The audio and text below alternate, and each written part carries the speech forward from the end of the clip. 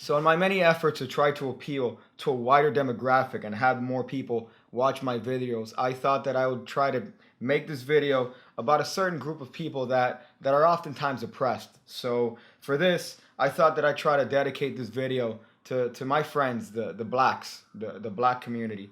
So for this, I even went to the dumpster to find this, to get back this urban looking Chris Angel deck, just to try to appeal to all my niggers out there.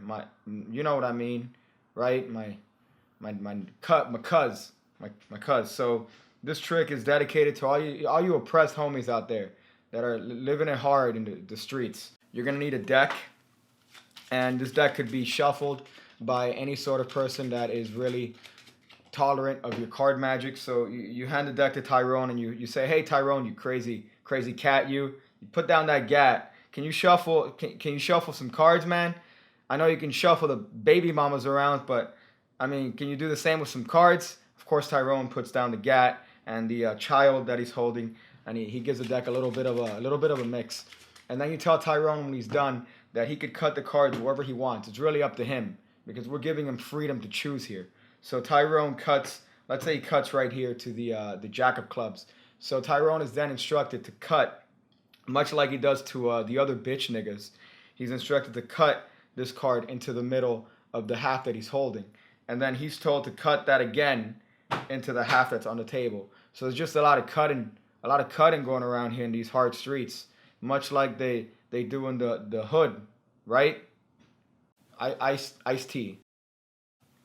So the cards are then cut as many times as Tyrone wants, or as many times as anybody that's watching around. They could cut the cards, but ultimately you take the cards back and you say you're gonna give the deck a little bit of a magic riffle, and hopefully that should be enough for you to be able to locate the cards. So you give the deck a little bit of a clap. You know how they like to clap in those parts of town. They like to do that little clap thing. So you clap here, and that's enough to get their card that they're just thinking of to actually go to the bottom of the deck.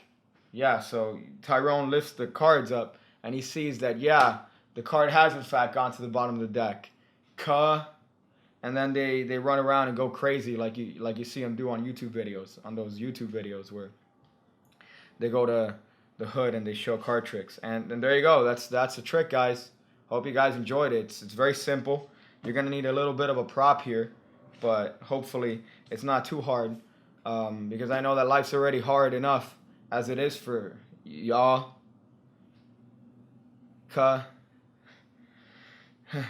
Okay, so for this trick, you're gonna need a short card.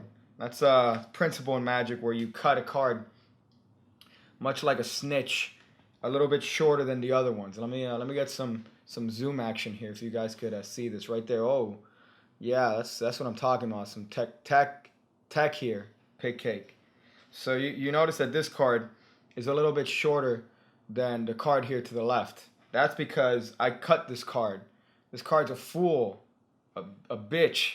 So I cut the card a little bit short, and that way you can do a lot of crazy whack tricks with this little principle right here. So the way I did it, let me just zoom out here. Let me get back. Yeah, get that focus in, cuh. You want that focus, dog.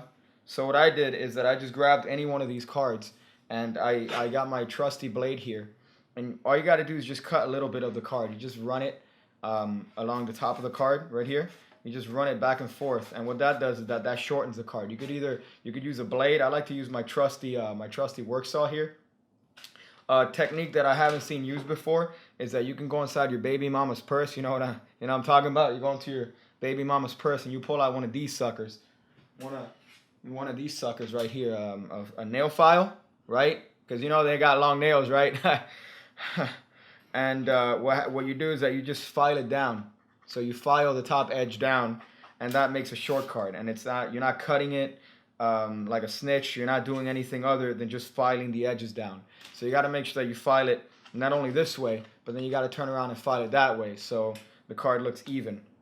So that's it. That's your setup. After that, the trick is pretty much self-working. So you put your nail file away back in your baby mama's purse before she get angry, because you know how angry she can get, right, when she don't get her collard greens. So this card goes on top of the deck, and really it could be cut and shuffled and mixed into the deck, because in order to bring it to the top, all you gotta do is a little bit of a riffle move right here. So if you riffle the cards, what's gonna happen is that one of the cards is gonna have a very noticeable click. That card is gonna be the short card.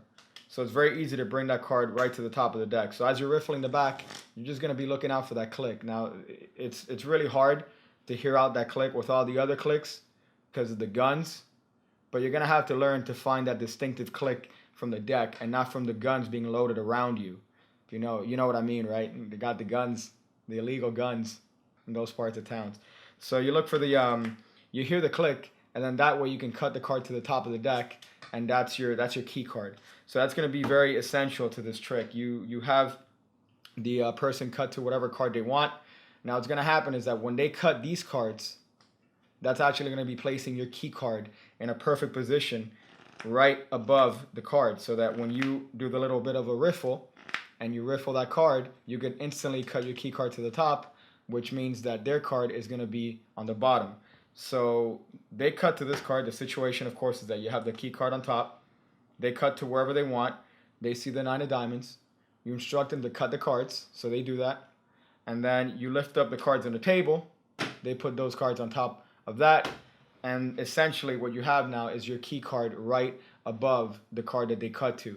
You could keep referring it to the card that they're thinking of, so that way they forget all this little procedure here, and ultimately the trick becomes that much more impressive. So at this point, they can cut the cards as many times as they want. They could take out their anger after just getting out of the hole. The hole is the prison term. So they get out of the hole and they can just take their anger out, cutting the cards as much as they want. But when you take the cards back, all you got to do is that little bit of a magic riffle here in the back. You're looking for that click, that very noticeable click. You cut it right to the top, and now you have your key card on top, and you have their card on the bottom of the deck. Now, at this point, you can really do anything that you want. Of course, if you want to have a really shitty card trick, you clap, and then you show them that the card you managed to cut to the bottom of the deck. That's crap. You don't want to do that, but it's just to show you the position of where the card ends up. At this point, you can do some sort of force if you want. You could force them to pick that card. You could do some sort of another reveal that you want. Insert your own reveal here. But it's just a good principle of having that short card in the deck. It really doesn't take that much effort to make a short card. As a matter of fact, it takes as much effort to make the short card as it does to roll a joint. Just to kind of put in something that you guys do often. So you make the short card, you put that in your deck, and you have a secret weapon with you at all times. So that's a good principle. I hope you guys make use of that. Hope you guys stay out of trouble. I'm gonna go donate money to Jesse Jackson. See you again when I see you again. When I see you again. When I see you again. When I see you again. When I see you again. When I see you again.